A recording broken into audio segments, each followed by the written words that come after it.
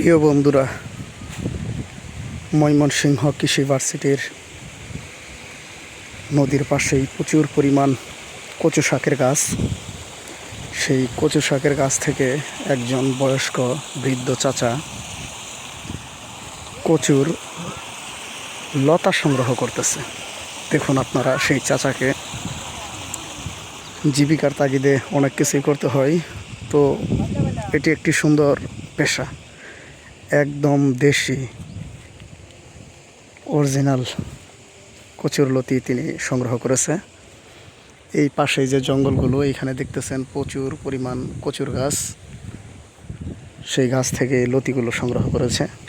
এখন এগুলো হয়তো ধোয়ার পর বিকেলবেলা রাস্তার পাশে বাজারে বসবে, মানুষ কিনে নেবে 60 টাকা কেজি, 50 টাকা কেজি।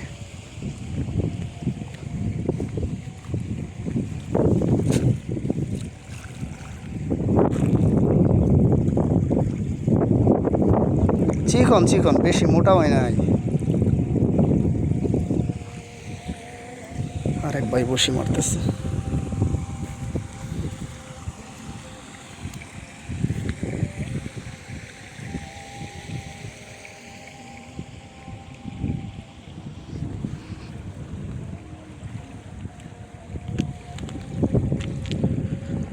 অত্যন্ত সুন্দর একটি পরিবেশ, ঠান্ডা বাতাস, নদীর ছলো ছলো শব্দ, পাশেই সন গাছ, খুব সুন্দর।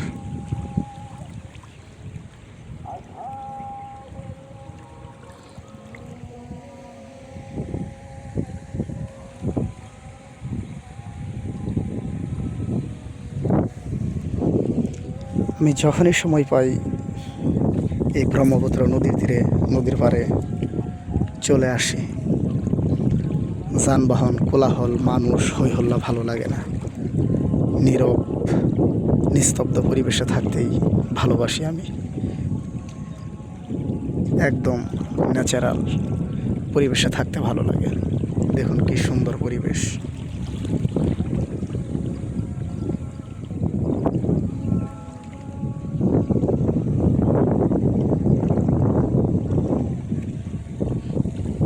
চাচা 3 থেকে 4 কেজি কচুর লতি তুলেছে, বিকেলবেলা বাজারে বিক্রি করবে।